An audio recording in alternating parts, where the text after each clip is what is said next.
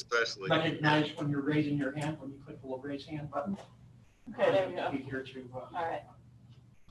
Are we ready? Hey, Jasmine. Ahmed? Jasmine, can you shut your screen in the background, Jasmine? Can you close your curtains in the background?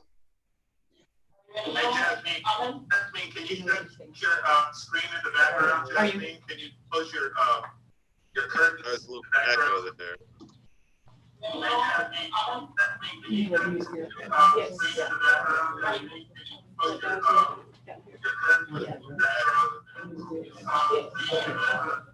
Officially, we call the April 15th meeting of Sacramento Housing and Redevelopment Commission to order.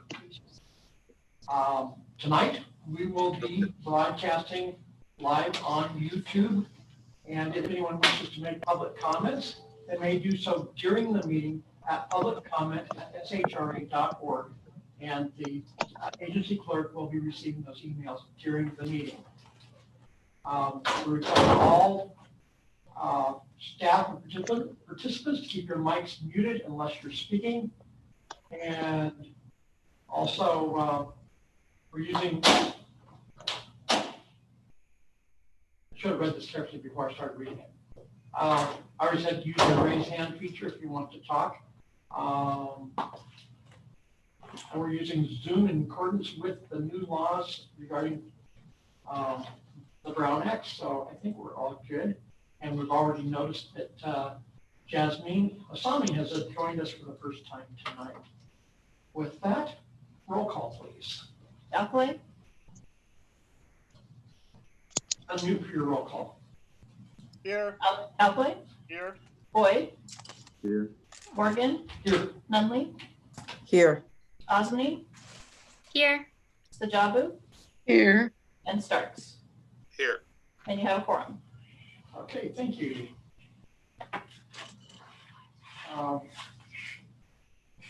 You've all received a copy of the agenda, and so we are going to be hearing items 1 through 5 on consent together, and items 9 and 10 will be held together. Any changes to the agenda? Seeing none, the agenda is approved as submitted.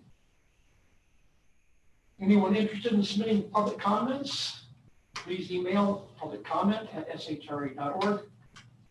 Do we have any? No. We have not received any up to this point. So with that, takes us to the minutes of March 4th. Are there any corrections to the minutes? Seeing none, the minutes are approved as submitted. That leads us to items 1 through 5. Once again, if anybody has any comments on items 1 through 5, submit your comments at this moment to publiccomment@shra.org. Can you read the titles for those first, please? Certainly. Items 1 through 5 are the consent items, and they'll be voted on as a group for the new members. Items 1 and 2 are the annual report of the Housing Trust Fund Ordinance, Mixed Income Housing Ordinance, Home Investment Partnership Program, and for the city, the Residential Hotel Unit Withdrawal Conversion and Demolition Ordinance. Items 3 and 4 are the 2019 Sacramento Promise Zone and P3 program updates for the city and the county. And item 5, is the second amendment to the 2020 and subsequent years authorization for solicitation, award, and approval of the annual expenditure caps and for contract caps for routine services. All right. Thank you. Before we continue with this, I'm just going to ask Nikki if you could read into the record which staff are present tonight. Certainly. I am here tonight. Vicki Smith, Lyra Goff is here, Ann Nichols, Elise Jarvis, Celia Enegas, Victoria Johnson, Christine Weicker, Susie Jackson, LaPan Jones, and there is a group upstairs with Lachelle as well. That's Lachelle Dozier, Jim Shields, and our attorney Brad Nakano. If I missed anyone, just and Mark Hamilton. Mark is on one. Is on the, yep. And so is Julius, and Tyrone Williams is probably up there as well. And don't forget Amending. Tyrone is here upstairs. And Sarah. And Sarah Daniel. All right, super. So, and everybody here is using social distancing, just for those who wish to know. Okay, we've heard all the items 1 through 5 read. Is there any questions from any of the commissioners on those items? Seeing no hands raised, we will, is there a motion to accept? So moved. Okay, Stan moves it. Do we have a second?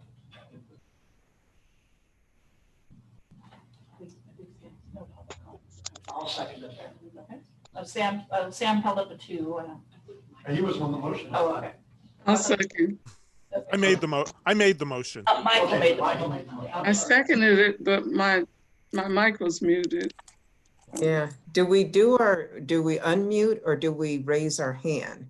Because I raised my hand, Okay. so I don't know. This is the first time I've done this, so I've done Zoom before, but never got to watch for people raising their hands while I was. So unmute your mic when I ask for a motion. Let's do it that way. I think it'll be quicker and easier. We have a motion and a second. Vicky, roll call, please. Alclay, Yes. Boyd, Here. Morgan, Aye. Lindley, Aye. Osmani,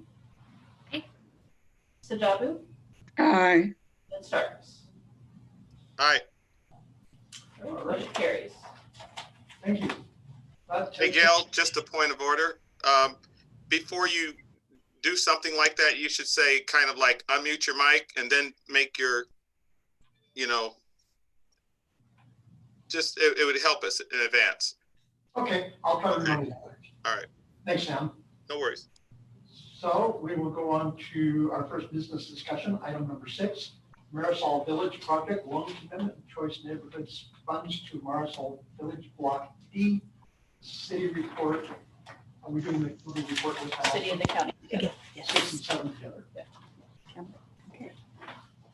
Good evening, commissioners and colleagues and staff. I'm Victoria Johnson from the Development Department, offering an update on the Marisol Village project and also asking for approval of a commitment of CNI funds to Block D. So yesterday was an incredibly exciting day for Marisol Village. We received a tax credit and bond allocation for Block A. A big moment, a big milestone. The award of those funds makes it possible for us to say that more than 2/3 of the total amount of funds needed for the whole project have now been secured. And of the 427 total units that we will be rebuilding, we now have funding for 227. So 227 have been funded, 200 remain to be funded. And really exciting, over the hump, I keep saying, and that is a big day representing years, probably a decade of work. So it was a very happy award. Even looking at the bigger picture, the total development cost for the project, including the neighborhood improvements, is $300 million. And with yesterday's award, we've secured about 200 million, round numbers. So 2/3 of the way towards the funding and about 60% of the way towards the unit replacement. So we are just really excited. So I want to also give you good news on the infrastructure contract. The work began in January. The work is proceeding apace. The storm sewers have been completed. The sanitary sewers have been completed. The water systems are near completion. The fire hydrants have been installed. A lot of great stuff is going on. We're not driving around that much these days, but if you do drive by, drive slowly, maybe go down to SHRA so you can actually stop and look. It's really a beautiful sight to see the progress out there. They'll be working on the dry utilities next. That work will start within the next few weeks.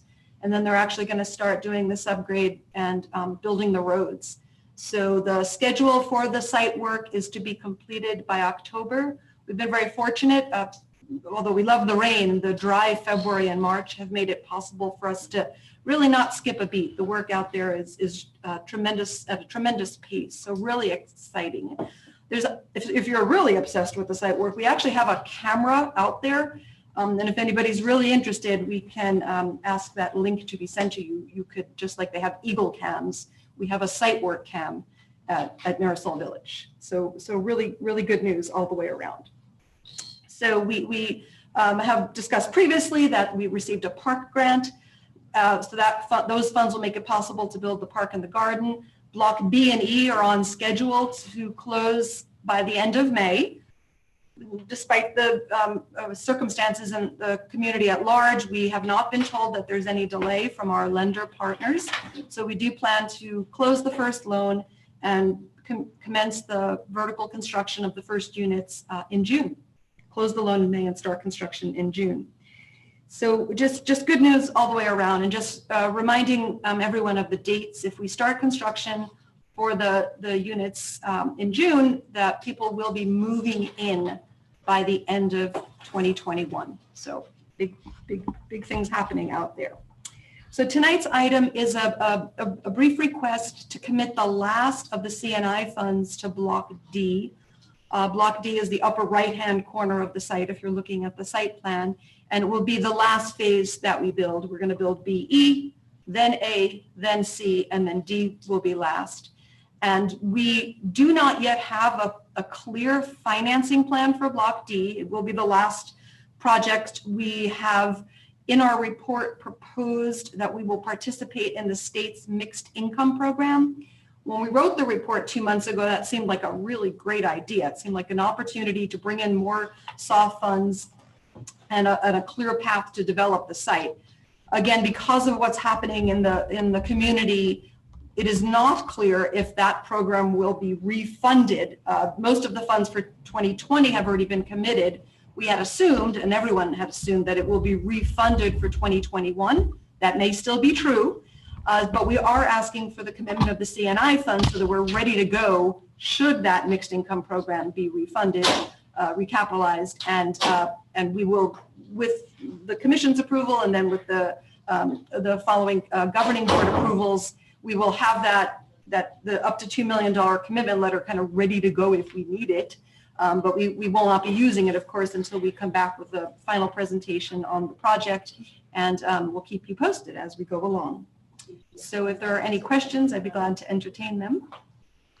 Okay, commissioners, unmute your mics, and I'm opening for questions of commissioners. Yeah, Gail, can you hear me? Yes, go ahead, Barry. I have a question. I missed the possible move-in date for tenants. Did you say end of 2020 or end of 2021? The first move-ins are expected to be the end of 2021, and the first phase will have 69 replacement units for tenants and 123 total units. Thank you.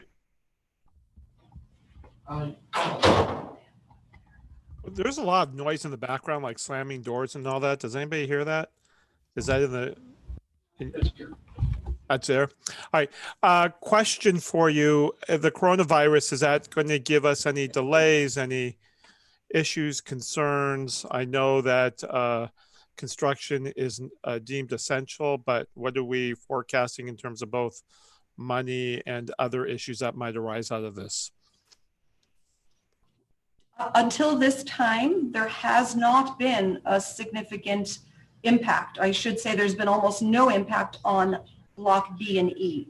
Our lender and our investor, which is U.S. Bank and U.S. Bank Community Development Corporation, has not stated that they're changing their terms. We have heard generally that deals that have already been approved and letters of commitment have already been signed. Those deals are moving forward. None of the investors are pulling out. So for Blocks BE, we feel reasonably confident that there will not be a delay. For Block A, where we just received the bond and tax credit allocation yesterday, so we'll be going out into the marketplace within the next few months, we cannot say whether there'll be an impact. We know that the state in the past 2 weeks has extended some of the closing deadlines for projects that were meant to be closed in April. They've extended that to July. So depending on how long the stay-at-home orders last, we expect that ordinarily with a April allocation, the closing deadline would be October. So this is Block A. So similarly, if there were to be an extension, the extension might roll into early 2021. So everyone's in the same boat, really, as far as this topic is. So we're optimistic that the lending, investing, and regulating communities will work together. All right. All right. I just have one question. You mentioned that a link that you could send us because you have a camera. Is that camera 24/7 or is it just within certain timeframes? And I would be interested in seeing the link if that's possible. Actually, it'd be good to send that link to all the commissioners. Certainly, I'll send it through Vicky. And I think it's daylight only. It's not a infrared. So, but I do believe it runs in all daylight hours. Okay. Yep. Thank you. Any other questions? Seeing none, is there any public comment? None? Okay, I'll accept a motion. All right, unmute everybody, right?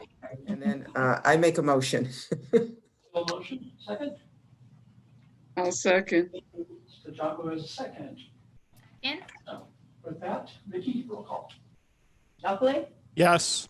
Boyd, Aye. Morgan, Aye. Nunley, Aye. Osmond, Aye. Sajabu, Aye. Starks. Aye. Motion carries. Great, thank you. With that, we move on to item. Before you, Yes. sorry, Gil, I was just going to ask, wherever your mic is, could you bring your mic closer to you? You're the only voice that's the hardest to hear. Maybe that will work. Oh, there you go. Thanks, bud. Let me do something here. It'll mess up my picture, but.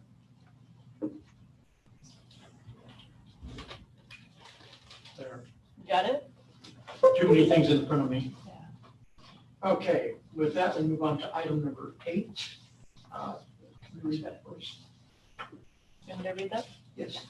Item 8 is approval of a resolution for non-state agencies to apply for federal financial assistance under the Disaster Relief and Emergency Assistance Act of 1988 and or state financial assistance under the California Disaster Assistance Act from the California Governor's Office of Emergency Services. Good evening, Chair Morgan and Commissioners. My name is Susanna Jackson. I'm the Chief Financial Officer here at SHRA. Tonight, we are requesting approval of the resolution for non-state agencies to apply for disaster relief funding through FEMA and Cal OES.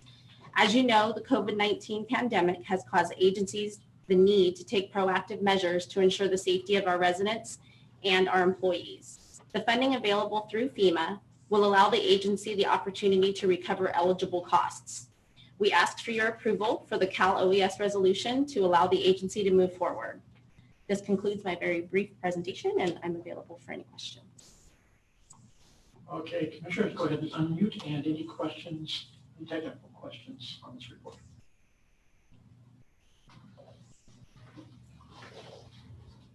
Seeing none. Is there any public comment? No. So can we get a, sorry, I'll raise my hand, Gil.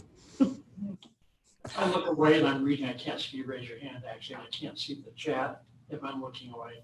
I'm finding this more difficult than I thought, but we'll look through it. Go ahead, Michael.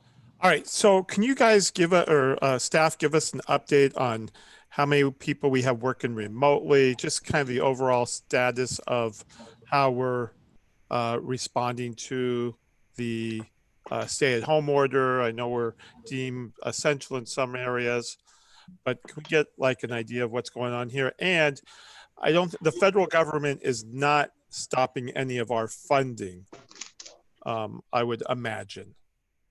So just to respond to you, Commissioner Alkalay. Who's speaking? Oh, there you go. Can you hear me? Yeah, I didn't see who was speaking. It's me, Lachelle. Yeah. So we do have an item on the agenda later on tonight under Housing Authority Resident Update, item number 12. That's going to cover exactly that. And in terms of funding, the issue, he may touch on that, but just to give you a preview, we are still receiving our funding from HUD. In fact, they're working on trying to get a stimulus package together specifically for housing authorities to deal with the fact that so many of our residents are losing their job, will end up having to pay a higher level of subsidy. And so that will increase our costs. And so as we speak, our national organizations are working to get that type of relief. It looks like it's in the form of possibly up to a $5 billion package that would go out to the housing authorities. But later on tonight, we're going to go over details of our response to COVID-19. Okay, thank you. You're welcome. All right, any other comments or questions? And we had no public comment. No. So we will go into a motion. I move we approve. Thank you, Steb Chapel, excuse me. And I second. Cecile? I second. Okay. Motion and second, go ahead, Okay. roll call, everybody unmute. Alfley? Looks like everybody's muted. Can you guys hear me? Unmute. Sorry, that was me. Aye. Boyd? Aye. Morgan? Aye. Nunley? Aye. Osmany? Aye. Sajavu? Aye. And Starks? Aye. And motion carries. All right, thank you. Takes us to item number 9. The 9 and 10 are together, yeah. Can you read the title out? Certainly. Items 9 and 10 are the authorization to substantially amend the 2020 to 2024 consolidated plan, substantially amend the 2020 one-year action plan for CDBG, HOPWA, ESG, and for the Coronavirus Aid Relief and Economic Security Act, CARES Act. Amendment of prior year's action plan, amendment of City and County of Sacramento Citizen Participation Plan, amendment of SHRA budget, and execute documents for the administration of federal programs for the CARES Act. And these are reports going to both the city and the county. Great, thank you. Good evening, Celia Iniguez with the Federal Programs Division. I'm going to start with just a brief overview of the actions before you. As many of you know, we're in the midst of the crisis, and the response from the federal government was the approval on March 27th of the Coronavirus Aid Relief and Economic Securities Act, or CARES Act for short. This was approved, a very large spending package to address the current public health crisis we are in. They allocated, as part of this large allocation, allocated funding to 3 of the entitlement packages that we receive on an annual basis for the city and for the county. The Community Development Block Grant funding, the new funding per this CARES Act for the city, I'm going to round up, is $2.8 million, and for the county is $3.4 million. We also received funding for the Emergency Solutions Grant, 1.4 in the city and 1.7 in the county. And then the city receives the Housing Opportunities for Persons with AIDS, and that allocation to the city to be distributed through multiple counties is 218. The Housing Opportunities for Persons. Sorry, there. A little echo, that was interesting. So the CARES Act also authorized the Secretary of HUD to implement a variety of waivers and alternative requirements for these 3 funding sources. I'm just going to hit a couple of the highlights of the ones for the Community Development Block Grant and for the ESG, which are, excuse me, very important for the actions before you. So for CDBG, CV as we refer to it, those funds, they suspended the 15% cap on funding for public services. So for for public services, we fund things like Meals on Wheels and emergency shelters. So it's very, very, very important. But also reduce the public comment period for Consolidated Plan and Action Plan amendments, which are before you. They're normally 30 days, and they reduce those with the waiver to 5. And they've also allowed for the option of virtual hearings rather than in person. For the Emergency Solutions Grant, the waivers include the suspension of the cap, the 60% cap of spending for emergency shelters. So that has been lifted. Additionally, ESG requires a 1-for-1 match, $1 in ESG to another dollar in other funding match. That has been suspended as well. So for these waivers, we've applied for those. We've also received these allocations already. And as part of this, these are two funding sources that the city and county, as part of their homeless response team, came together to identify and to allocate as part of their response to this health crisis. So a little bit of background. So the COVID-19 homeless response team was established as part of the broader city and county emergency response to this health crisis. So not only the city and the county, SHRA, Sacramento Steps Forward, and other nonprofits are part of this. They came together to determine how to deploy the resources, the city, county, and other federal resources to address this problem in a comprehensive way across jurisdictions. They identified the purpose of the team was to come up with ways to proactively address the COVID-19 affecting homeless and as well as the sheltered population. Also to ways to address and to slow the spread of COVID-19 amongst the homeless population and to support the existing programs, existing homeless and shelter programs that are funded. And the final piece was to create and operationalize new capacities for the existing shelters so that they can serve the new clients which are currently unhoused. As I said, this is a comprehensive plan with programs and bringing a variety of funding sources to the table. This program was approved by the City Council and the Board of Supervisors last week on April 7th. As part of this plan, it has three main components. The first is to support existing shelters by providing more funding for supplies and operations. The second and the largest piece is supporting the isolation and quarantine shelters. That includes expanding capacity for existing shelters, also funding the operation of trailers that were received from the state. And then finally, the biggest piece is to lease motels to essentially operate as emergency shelters. These motels would be leased throughout the city and the county. The final component is supporting the existing encampments, providing outreach to them to get folks who need to be in the shelters, as well as providing them with supplies, transportation, and meals and sanitation. So that's the larger comprehensive program funded through ESG and CDBG. The last funding source that we received is HOPWA. We administer that throughout multiple counties. We currently have 5 recipients. And we will be soliciting and working with them to augment their existing budgets to serve the existing clientele with this new funding. So before you is a request. I'm just going to briefly talk about what these amendments mean or why we need them. So we have an amendment to our 2020 consolidated plan. It goes from 2020 to 2024. The consolidated plan outlines strategies as well as resources.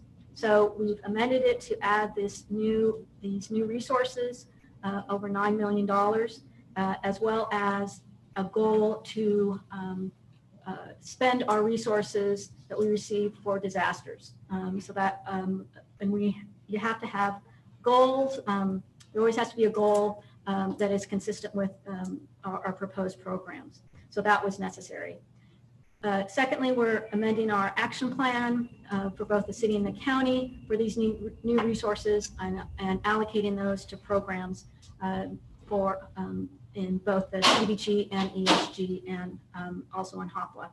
And the final component is amending our citizen participation plan. Although we received waivers, we do need to address it similar to the consolidated plan where we are adding a component that allows us to apply for waivers in instances of disaster. So all of these are necessary to allocate the new programs as well as to adjust for disasters, current disaster and any in the future. With that, that concludes my presentation. Thank you very much. So, any public comment on that one? Let me reboot, but no. Okay, and just a reminder, anybody watching on YouTube tonight, if you do have comments, they can be submitted to public comments at shra.org during the meeting. So, questions comments from commissioners? Gail, I do have two. Sure. The first one, you stated that just so I heard you correctly, that we will be renting and leasing hotels or renting rooms in hotels. So the county will actually be implementing this. So the money will flow from SHRA to the county, and the county will essentially be master leasing multiple units in a hotel and providing services. So both for those who are in quarantine and various levels of quarantine would be provided food, medical care, as well as any case management as necessary. Does that answer your question? It did. In your presentation, you did state rent and leasing. That's why I was just asking, are we going to lease a hotel? But you cleared that question for me. And the last one, I forgot the acronym, in regards to the $2.8 million that the city, for the city side, is getting to help on the AIDS funding, not funding. I'm sorry, go ahead. So you mean the $218,000 for the housing opportunities for persons with AIDS program? Okay, I heard 2.8 million. But it's 218,000 is the right number then, right? Yes, it is, to clarify, for the city community development block grant, the CDBG, that is 2.8 for the city CDBG. Okay, I ran the wrong ones together then. Okay, that cleared that up. Well, an extension off of that, so that for the city, the 2.8 that's going to the city, your words were the city will receive that and the city will distribute parts of that funding to other counties, plural, is what you stated, or did I mishear you? No, so let me clarify, let me just make sure I get it straight. So HOPWA comes to the city of Sacramento and we administer it on their behalf. And so we provide it to 5 different nonprofits that operate in multiple counties. That includes Sacramento County, El Dorado, Yolo, Placer. Did I say El Dorado? Placer. Yes. And so it works in those counties, and they provide a variety of services to those that are eligible, those clienteles that are eligible. If you look on page, in Exhibit B of the city staff report, at the last box, it describes the jurisdictions that it is distributed to, and a high level overview of the programs. Thank you for clearing that up, because I did miss that. And I'm good, thank you. Any others? Looking for somebody to raise their hand or say something. Don't see any. And thank you, because that was one question I had. You answered it in that answer. So with that, we'll go ahead and ask for a motion. Let everybody unmute their mics. Move we approve.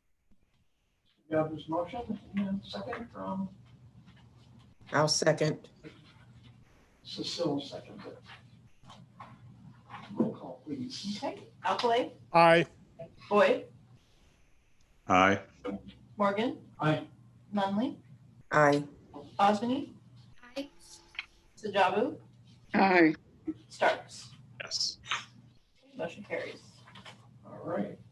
That takes us to item number 11, the Delta Shores Mixed Income Housing Strategy. Good evening, Commissioners. Ann Nichols with the Development Finance Division.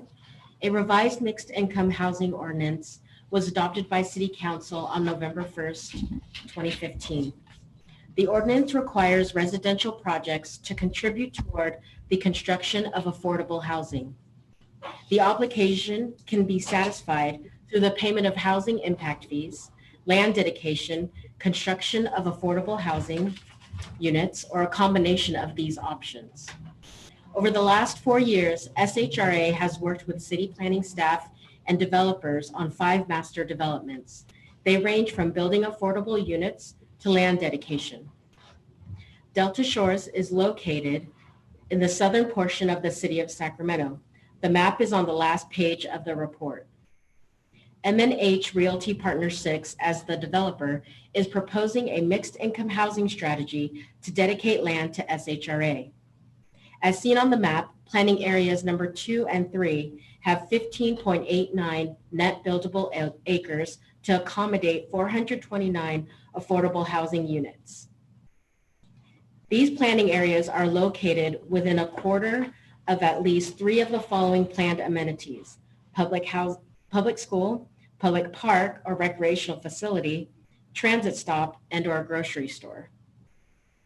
Prior to dedication and SHRA taking ownership of the planning areas, the necessary offsite infrastructure must be constructed by the developer. SHRA will select an affordable housing developer through a request for proposal process. The next steps for the developer to obtain approval of this strategy include a Planning and Design Commission meeting on April 23rd and City Council hearing on May 19th. This concludes my informational presentation, which does not require any action by commissioners. Staff is available to address any questions you may have. All right, thank you very much. Any questions of commissioners? Yes, just a quick question.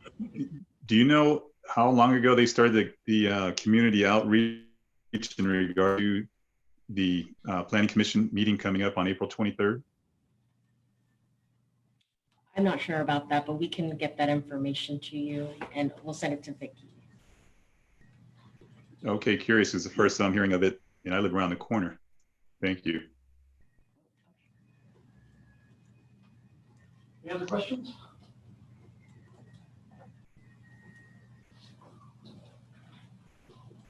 Have there been any public comments? No? Okay. With that, we'll move on to item number 12. We'll remind everyone watching on YouTube, comments may be submitted to public comments at shra.org for item 12. Housing Authority Resident Update.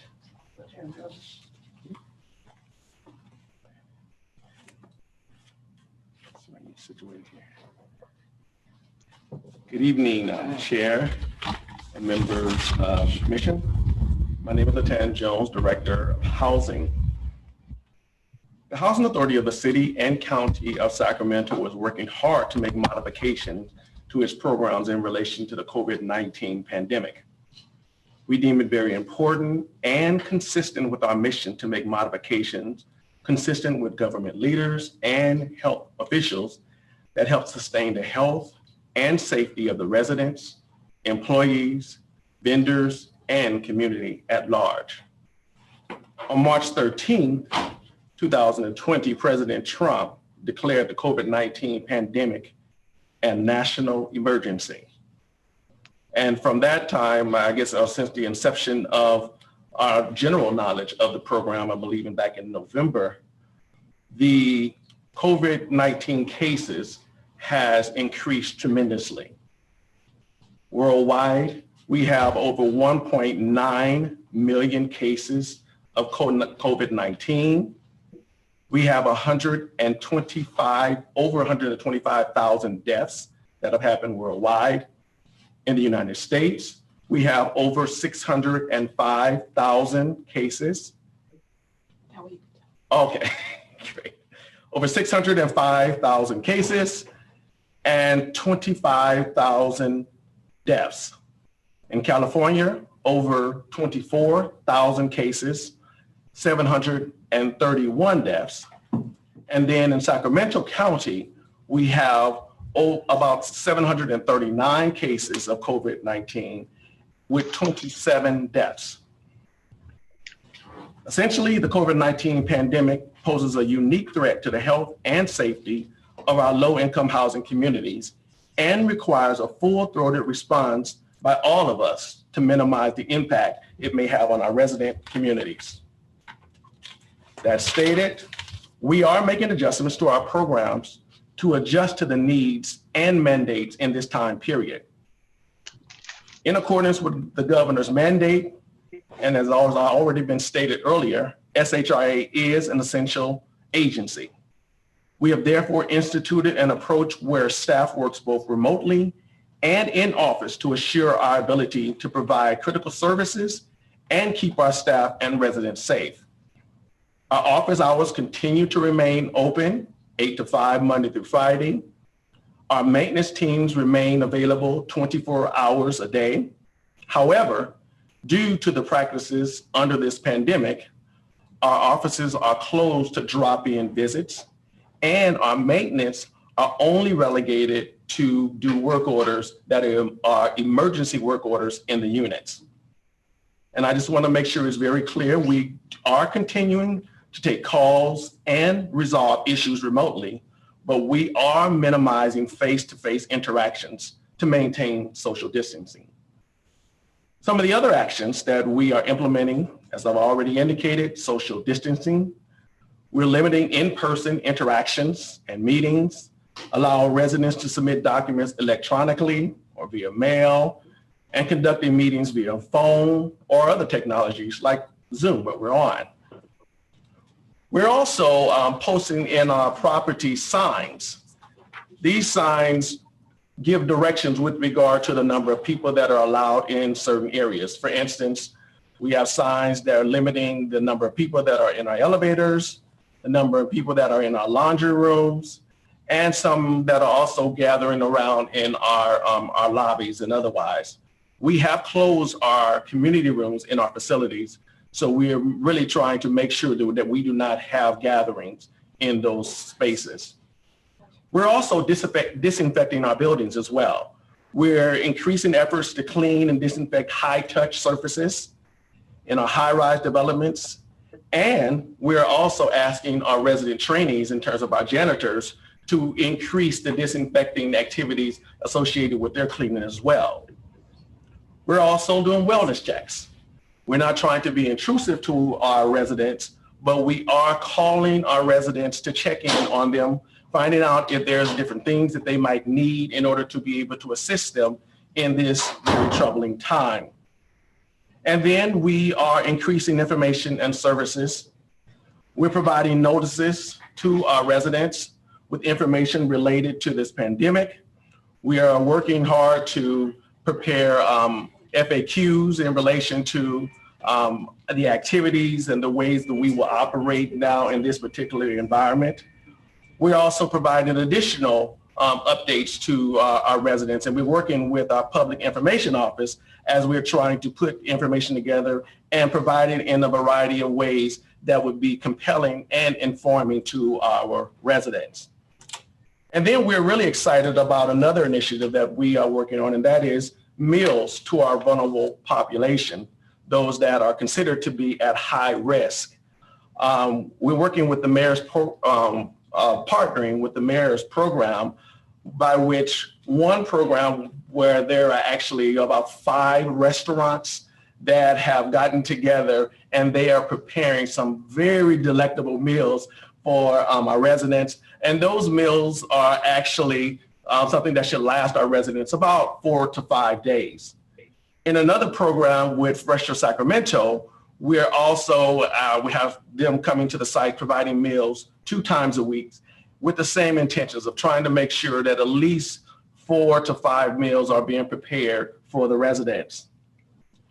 Overall, we are serving approximately 960 of our residents through these efforts. And so we really feel good about that. And this is one of the efforts that we are trying to implement so that we can minimize our residents having to go out and get essential things such as food, which we know is very important to all of us, me in particular. We're also implementing a number of policy updates. On April 10th, HUD published a number of regulatory reliefs under the CARES Act. The notice provides relief to public housing authorities to operate more flexibly under the new shelter-in-place order. And in the notice, there's a variety of reliefs that actually HUD is allowing to public housing agencies. And I'll just name a couple that are notable. For the Section 8 program, there are a number of HQS waivers for those who are trying to actually have project-based Section 8 or new admittance to the program. There's also allowances for residents to self-certify reductions in income. There are extensions of contracts for those that are participating in the FSS program.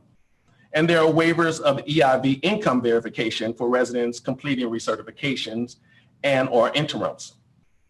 SHRA is also joining with agencies and jurisdictions around the country consistent with the HUD mandate in order to actually have a moratorium on evictions for rent payments.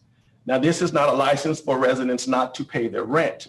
However, this does mean that residents during this actual shelter-in-place order will not be evicted as a result of non-payment of rent. Residents will still be responsible for back rent that they are owed. So I'm urging all residents to make sure that they continue to pay their rent.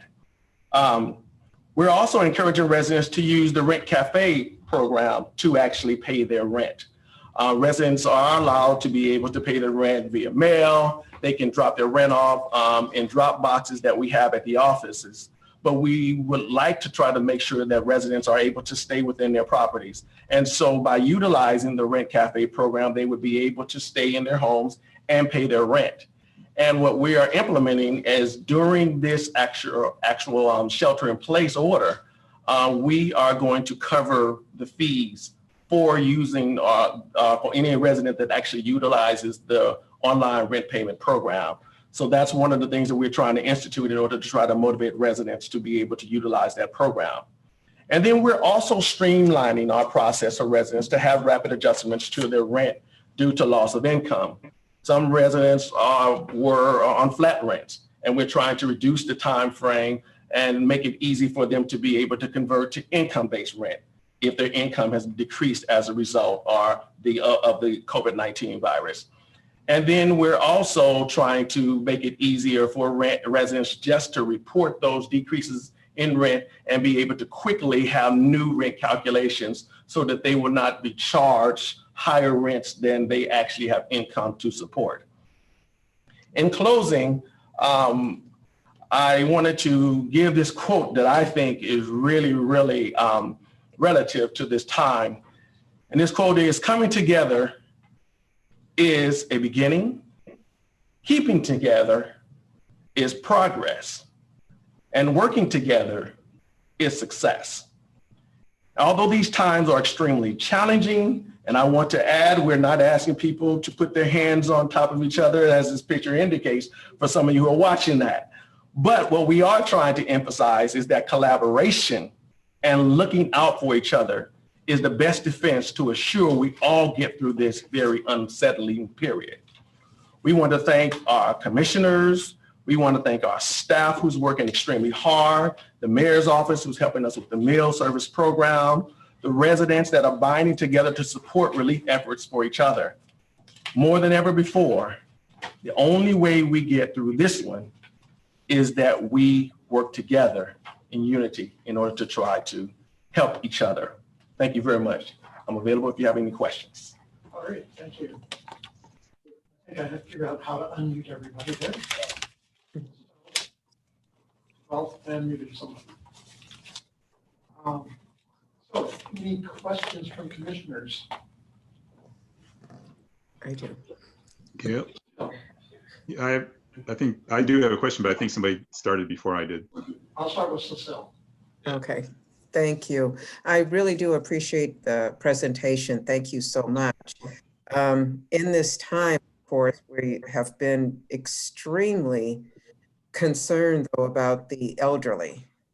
And many of the facilities, I understand you're providing meals, which is great, but then also, are there other services where they can be allowed, you know, maybe some freedom to get out of their residences, because that isolation and the strain of being very, very careful because they're at risk, at a higher risk of, should they contract this disease, it can be devastating for them. So just want to hear a little bit more about that. I appreciate the meals, I mean, and I know hard work and some of the other things, but just wondering about those in particular for those residents that are extremely vulnerable. Well, I would say, and this is consistent with CDC guidelines, that the best things for those residents that are high risk and extremely vulnerable is to really shelter in place. That is really the best defense against this virus that we know currently. However, we remain open. Our programs are evolving. You know, we are really trying to look at everything that is possible in order to try to make sure that our residents are supported. And so we can look into seeing if there are ways that we can allow for some residents to be able to get it. Now, for instance, there has been some guidance where, you know, residents can, you know, go outside of their buildings, but it's just really, really dangerous, especially for that very high risk population, to be outside, because you never know what you touch. If someone else has touched that might be infected, and you could actually contract that particular virus. So our guidance, or at least from my perspective, I'm thinking the very best thing is to try to shelter in place. Some people are, you know, using Zoom to speak with other members of their family, you know, and to chat, and using their FaceTime with their cell phones and things of that nature, just to try to have some level of socialization. But I think in this point, you know, we're going to all have to be really, really creative. And the biggest thing is just to try to keep ourselves safe, and that is to stay away from other people, especially if we're at high risk. And we do have Life Steps. We have a number that we can call. Our Life Steps person is usually on the campus every Wednesday, and she helps people. She gets people out and does activities with them. So she's posted her number, and she's available to take calls for anybody who needs any help or assistance. Michael and Barry's had comments. Michael? Barry was first. Okay, Barry. How are you doing this evening? Two quick questions. I'm sorry. Has there been any reported COVID-19 cases in our larger public housing communities? So far, we have about 2 cases that have been reported. No deaths or anything, but we do have 2 cases that have been reported, and they have been in different properties. So not all in the same property, fortunately. That is the upside there. Okay, great news there. Not for the 2 that contracted it, but for the general. Second question I have, do you have what the cost is to SHRA for the online rent payments? Is it just a minute cost per transaction, or is it a greater than a minute cost? Yes, it's $1 if you are going to use your remote check. It's $3 if you use the WISP program, and that is, if, for instance, if you go to Walmart and utilize pay your rent via their facility. And then I think it's $3.95 if you try to use a credit card. So as I indicated, we want to make sure that we're gonna cover those costs, because we just don't want our residents to put themselves at risk trying to pay rent. So we want to make it easy as possible. And I'm sorry, the dollar is under, that cost is for which? So if the resident uses the pay your rent online, if they use a credit card, it's $3.95. if they use the WISP program, and that would be paying at a Walmart or one of the other stores that are using that WISP program, that would be $3. And if they use the remote checking, it's $1. Remote checking, thank you, I missed that, okay. No problem. I just want to make sure, Commissioner Boyd, that it was clear that we are waiving those fees. I don't know if that. Right, as was presented, we're waiving the fees, or actually what was stated was we're picking up the cost of those fees then, correct? Correct. Right. Residents do not have to pay those fees during this time. Right, residents do not, but SHRA is picking up the fees. Correct. That is correct. Okay. Thank you. It's 95 cents, not $1. Okay, and Mark Hamilton says $1 is for the AHC or direct from their bank. That's a clarification. All right, Michael, you had a question? Yeah, thank you. First of all, I want to say, if you could tell all of your staff that is working in the trenches, if you will, and putting themselves at risk, that on behalf of myself and hopefully on the behalf of the entire commission, that we sincerely thank them for all that they are doing, because this is a moment in time that, as I tell my daughter, she'll be talking about in 20, 30 years. So truly an essential service they're providing. So 2 questions, one being, are we accepting any types of donations monetarily to help with those most at risk, or those within our the ones that we're helping to take care of? Thus far, as far as the meal service, all of that has been donated, and that has not been a cost to SHRA.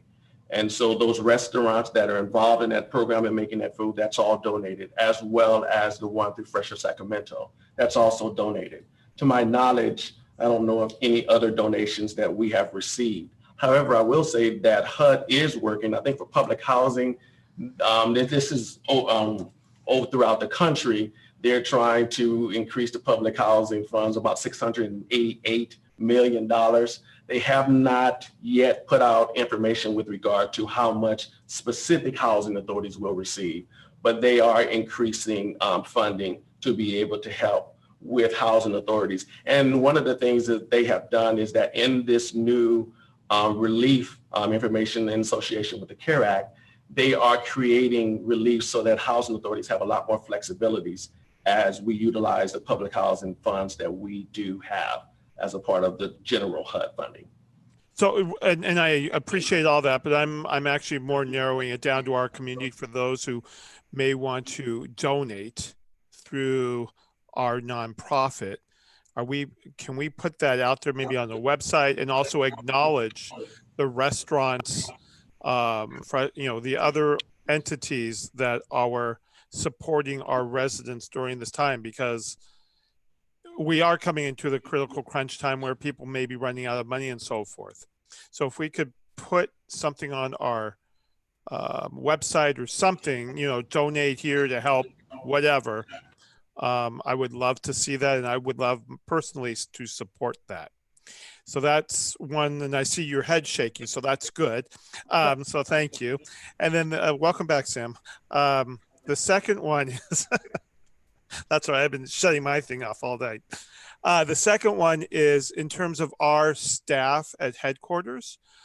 And Lachelle, I think you alluded to this earlier, is this where, what are we looking at in terms of how many people we have working remotely versus those that have jobs that are pretty much can be done by themselves, such as lawn care and other things of that nature? How is that all working out for you all? So currently we have about 100 staff. So almost close to half of our staff are working remotely.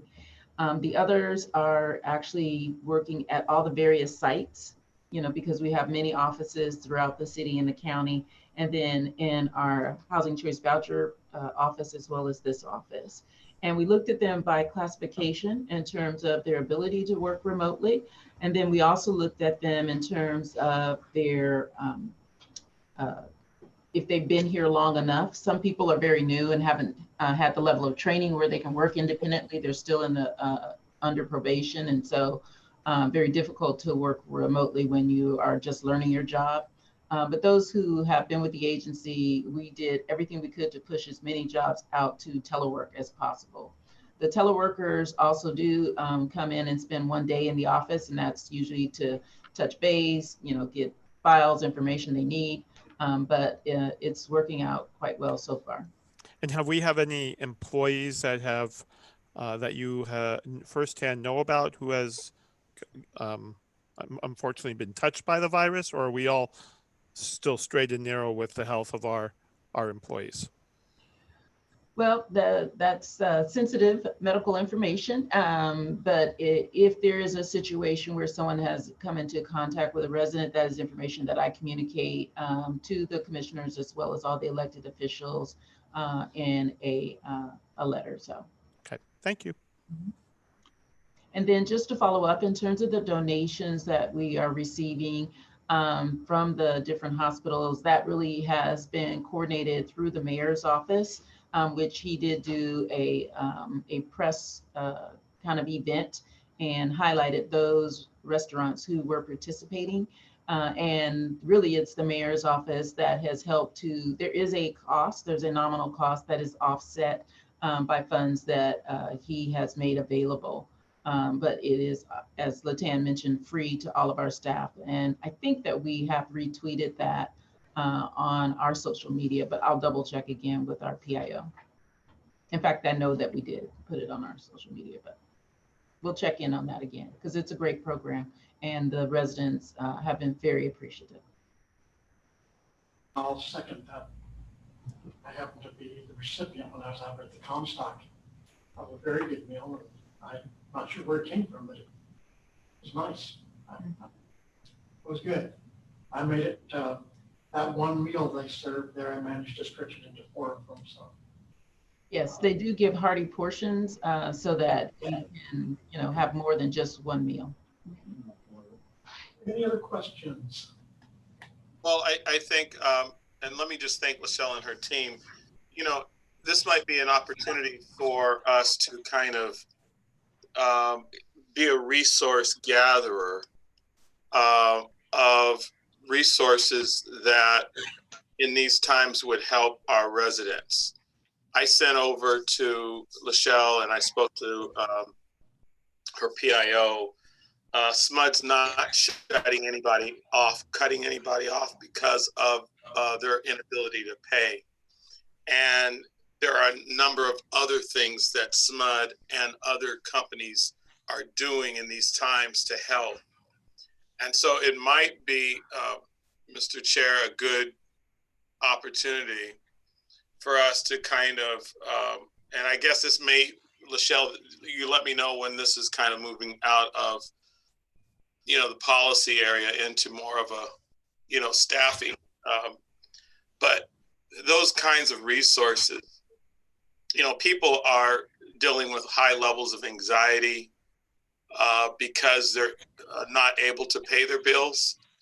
I wouldn't want anybody to kind of deal with stress because they're unable to pay SMUD and then find out that SMUD has this kind of really generous payment arrangements because of these times.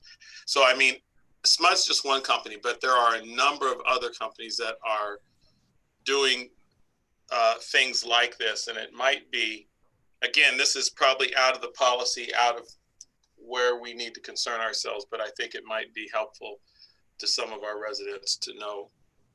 But that'll be Lachelle's, her purview. Mm-hmm. Anyway. Yes, in fact, the information that you sent us regarding SMUD, that was pushed out onto our social media, and I tweeted out about that I think it was today or yesterday. Yeah. Thank you. Thank you. Any other questions? If I can just, Pete. Oh, I'm sorry, go ahead. I'm sorry, Barry. I think we keep butting into each other. No problem. Go ahead, still. I was just going to in thinking about this, I know the school districts have been struggling, trying to get those tablets and things out to the kids to do that distance learning. And then on many of the facilities, there is a need for the Wi-Fi so that the kids could get on there and actually get their lessons and those types of things. Has there been any coordination, I suppose, with the school district, all of them, since we're talking county-wide? And I know all of them are doing social or distance learning, I guess is the phrase that they use now. And have you had any impact with your residents with regards to that? So far, we have not, but that is something that we have been having conversations about, because that is an area where we know that there's a need, and many of the students, it's, just working from a computer is a new thing for them, and then others are just trying to get computers. I know Elk Grove just got, started their distance learning program, and they're trying to get computers in the hands of folks. So that is something that we will be looking into, ways in which we can try to help and support those activities. Okay, thank you. Barry, you had a question? Oh, okay. Sorry. The just piggybacking off what Stan and Director Fraser has stated, the information in regards to the non-disconnect through SMUD is the same with PG&E and the City of Sacramento utility, which is your water, garbage, so forth, so on, through April 30th. And that information is available under the both the city and the county website in regards to resources for Sacramento residents, to which I believe SHRA does have a hyperlink on their web page, homepage, to those resources. Just an FYI. Thank you.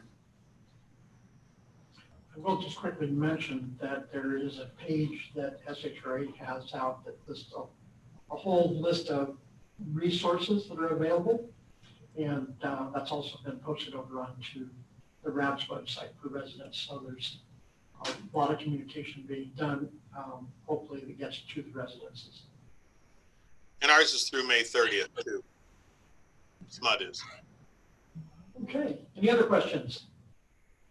Just one of the things that we do in terms of, calling our residents to do welfare checks and see how they're doing, especially our seniors. We really want to check in on them very often. But what we're hearing, the biggest issue for our multifamily, our family developments is food. That is the one thing that they need more than anything else. We're continuing to see what resources we can bring to bear to assist our families, because some of them are unable to get to, the schools for the free meals that are offered. So just the strain of having, breakfast and lunch, and dinner, which normally they would have to contend with that, is taking a toll. Is there anything that we can do, Mr. Chair? Lachelle, is there anything that we could do? So because that is an issue that we're working on, and with food, there's a difference between, hot meals. Even the hot meals that we receive have to get into the hands of the individuals within 2 hours of leaving any type of restaurant or facility. But non-perishables are very different. So I will keep you posted when we're able to marshal an effort to see what we can do to assist our families in that regard, and I'll reach out to you. Okay. Thank you, everyone.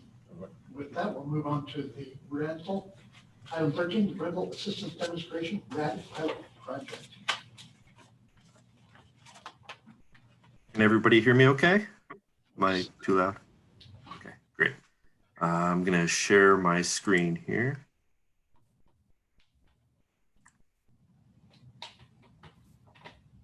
There we go. Everybody can see that okay? Yes. Okay. All right.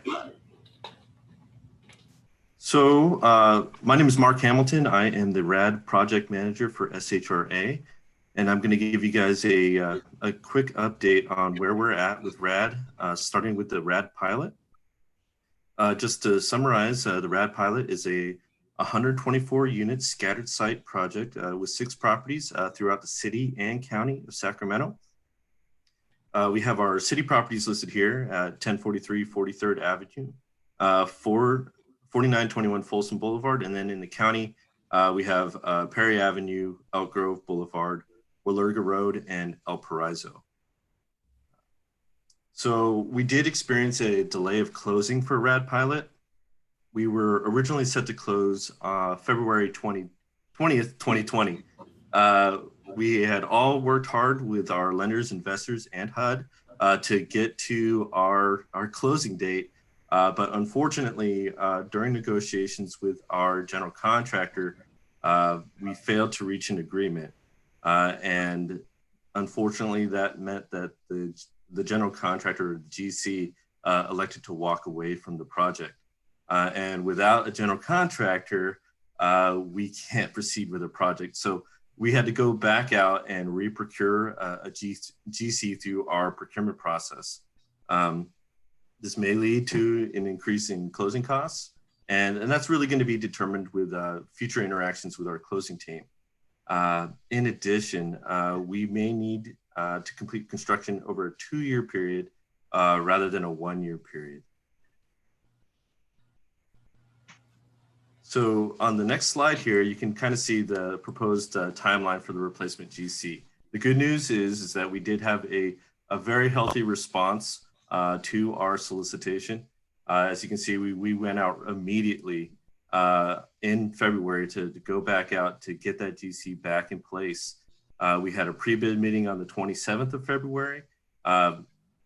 Fortunately, we were able to get the site visits carried out with the GCs prior to the COVID-19 shutdown. So we were able to get prospective GCs and their subcontractors in unit in early March.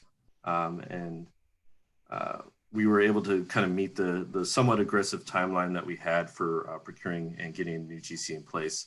Bids were due back actually on the 10th of April, so just last week. We have received the bids and we are going through them now, where we are evaluating them. We had originally solicited and reached out to 50 GCs and we got 3 proposals back, which is good considering the current environment. We plan on issuing a notice of award around the middle of May.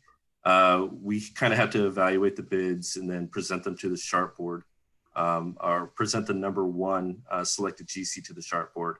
And we're hoping to do that by the end of April, early May. And then we'll be able to kind of work with the GC, negotiate the construction contract, hopefully execute in June, and we hope to have construction completed on the Rad Pilot project by the end of April 2021. And as far as future actions for Rad, we are looking to jump into Rad 2.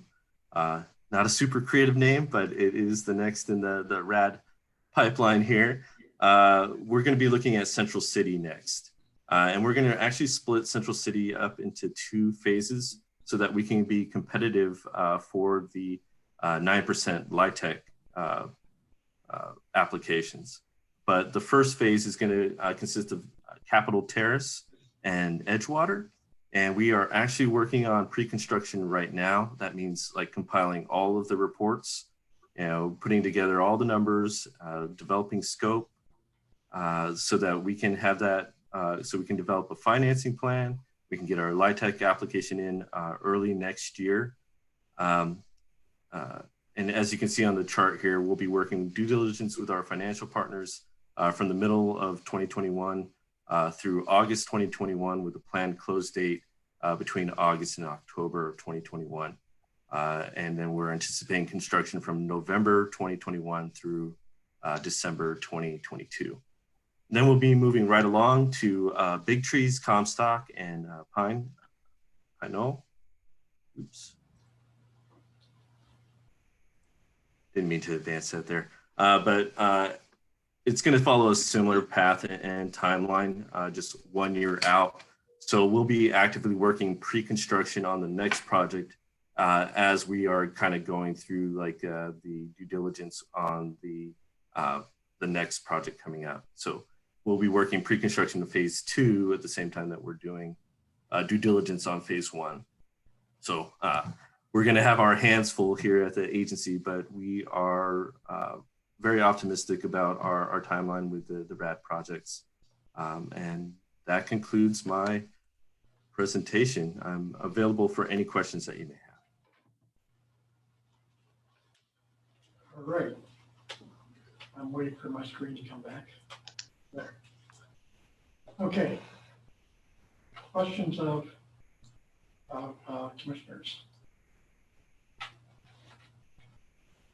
Don't see any. I've got some. Okay. So Edgewater is in the first part of Central City. I thought Edgewater was our most recent update of a building, of the big buildings. Is that one already suffering enough to be worse than, say, the Comstock, which is pushed out?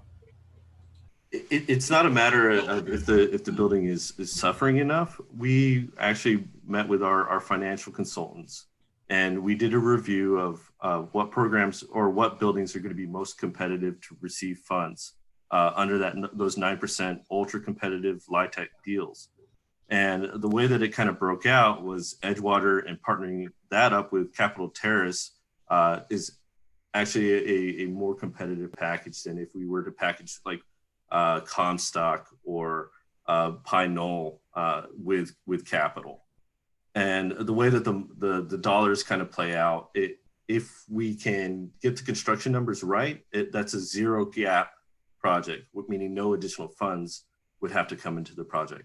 So that's kind of why it was broken out. It wasn't that, oh yeah, Edgewater, even though we did work on it back in 2008, it's not saying that it needs substantial work. It's just to be competitive for that financing. Totally get it. Okay.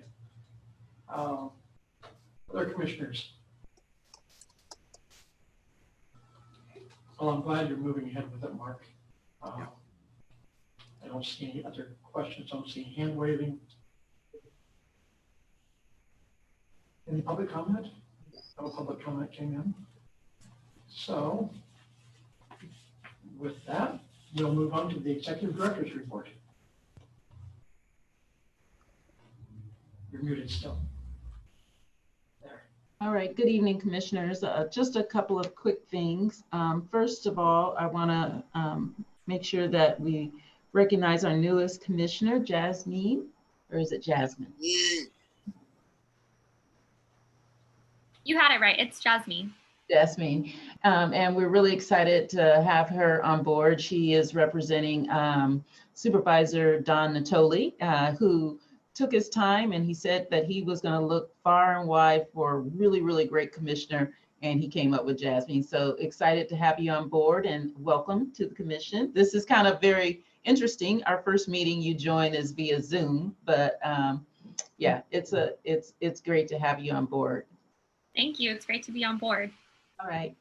And then the next thing is our next commission meeting is scheduled for May 6th. So make sure that that's on your calendars. May 6th is our next meeting.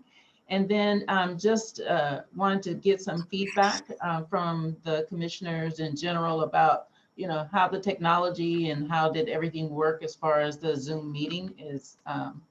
Everything, is it a good thing, or are there things that we could do better next time? I know for myself, I know a lot better about it, how to do it now than when I started. I think it went really well. Mm-hmm. Good. Yeah. If I could just real quick, sorry. The only person's voice through all of us is only Gail that continues to be about 40% of the rest of the voices that are coming through. Mm-hmm. I don't know if you. But actually, yeah. So what we'll do is we'll kind of work on We'll work on just kind of his voice and where he's located. He's in a room that's pretty big, and so maybe that's why we're not getting the sound quality. So we'll work on that. Yeah, I don't have any problems with the Zoom. I think I still would like the hard copies of the actual agenda and all of the other items, if at all possible, sent, because it does make it a little bit cumbersome trying to go back and forth. So I would appreciate that. Okay, no, that's good feedback. Anything else? Can I piggyback off what Cecile just stated? How possible can it be if we were to have all agenda items at least 10 days prior to the next meeting, and if anything that comes up in between the 10 days and the meeting just be held over to the second meeting, or not second, but the following meeting? 10 days would really be a huge strain on the staff. I mean, just to get it there on the Vicky, I see Vicky popped in real quick. Just to get it there the Friday before, and sometimes even then we have it to be delivered, is a lot of work. So even with our council packets for the city council and for the board of supervisors, it's the same type of turnaround and schedule. And of course they have mounds and mounds of materials. And we did mail those packets on that. Yeah, so you know, just sometimes the mail, but we still are. Anyone that requests a paper packet, we're happy to mail that out. So I don't know what happened to yours this time, but we did mail it. So. Gotcha. Yeah, I appreciate that. It's kind of hit and miss, like you said. Sometimes it comes on a Friday and sometimes it's Monday or Tuesday. So I understand. Can I ask those who, the stay-at-home thing. Well, let me ask this. For those of us who may want to venture out, can we come pick up the packet on that Friday? Would it be ready for us? I mean, the time that it's ready would vary, but I suppose if you'd like to do that, we can certainly arrange for you to do that. But okay, it could be ready. It all depends, like Michelle said, about how things are going, and maybe late in the day, reports that we worked on. It could be after 6, sometimes before they're done, or it could be noon. So it's all over the map. So this particular one that was last Friday was a pretty late one. So. Right. I'm just checking, not forcing hand. It's just a few days to go through all of the literature. By Wednesday, it's cumbersome for all of us. Well, let me change that. It is for me. I don't know about everyone else, but that's why I was asking if we can get at least a 10-day window, which would make it great, so we could actually vet everything that we're being handed. Can I say something? I like getting mine online. It's easier to read. I can make it large print if I want to, and I don't have to wait for it to come in the mail. So for me, being able to access it online is the best for me. I don't need a hard copy. You're giving away all my secrets. Okay. Okay, anybody else? I'm okay with the industry standard, whatever, you know, what other organizations are doing, city council. I'm fine with that. I don't want to put any undue burden, especially in these times, on staff. I recommend just let's stay with what, as long as we're in the same window of time that other like organizations are expected to process, then I think we can make that happen. All right, if that's everything, we'll move on to the chair report. A couple of things I wanted to mention tonight. One of those is, I talked previously about the Dave Rand program, Financial Peace University, that the RAD is doing. That has been pushed out 1 week and will be starting on Tuesday, May 5th, I think it is, the first Tuesday of May, 7 p.m. It will be done both virtually, in person, and on what they call Flex, which is a combination of the two. And I'm going to invite any of the commissioners who would like to be involved in that you're welcome to join at the discount price that the agency staff can get, and which is like $60 instead of $120. And then for the residents, we're actually offering that to the residents at $30 per couple. And so one membership is for husband and wife or significant partner. And it's a 9-week class, and it's going to be fun. I get to be the coordinator, but Dave Ramsey and his team are the teachers on that. Yeah. So, Gail, if I could just interrupt for a second there. Vicki, I don't know if she can hear me or not. If she can mute the SHRA staff presentation mic, because while you were talking, the only thing on YouTube was showing was that that empty spot. kill that one. Kill that video on this. Yes. So if you can mute that, then that way when Gail talks, it'll go to him on YouTube. Okay. Thank you. IT's working on it. So, except I see that, I don't know, maybe is it because I'm on this microphone? I think you sound okay now, so. Okay. So I see their green highlighted still up there.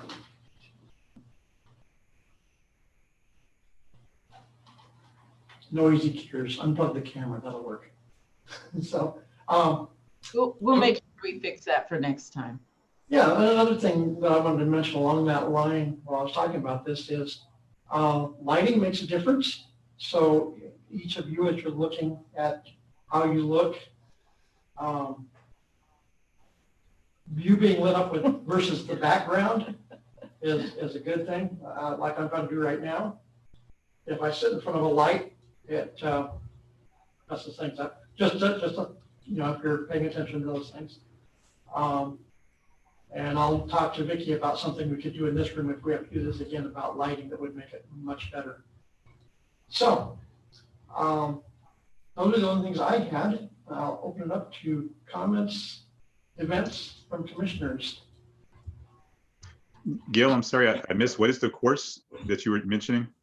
Financial Peace University by Dave Ramsey, Ramsey Solutions. It's a get out of debt by a change of lifestyle. I accidentally, well, I shouldn't say accidentally, I did his program without doing his program back in 1980. And then in 99, when I got hurt, I didn't find myself buried in debt because I didn't have any debt. And then I ran into the Dave Ramsey program here just about a year and a half ago. I started looking into that, and he's telling people that's the way to live. Get out of debt, stay out of debt. And if you follow his program, if you're a young person, you actually will retire as a multimillionaire, which is something I didn't do. I didn't save up like I should have. But all that aside, it's a really good program. And looking back, if I had followed his suggestions, it would have worked much better for me. Anyway, sacrab.org, there's a couple items on the front page and a link to another page that talks about that. You're welcome to look into that. And if you have any questions on it, come pick on me and ask.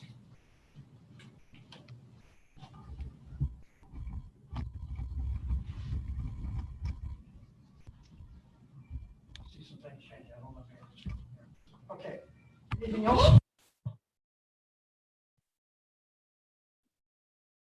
Well, I can't hear anything, Yeah, it just went silent. but something happened over in the main office. It did. I hear you, Sam. I hear you. I hear both of you. Oh, that makes me feel so good. I hear you. I hear you. Gail, we just can't hear you. We see her lips moving. I see Vicki. We can't hear Vicky either. Yeah, we can't hear you, Vicki, but we can see you. No, Vicky. I move to adjourn. I move to adjourn. No, I move first. No, I second. All right. I'll second both of you, okay? On behalf of Vicky and Gail and Lachelle, we love you guys all. Make sure you stay safe, healthy, and strong. All Thank right? you. All right.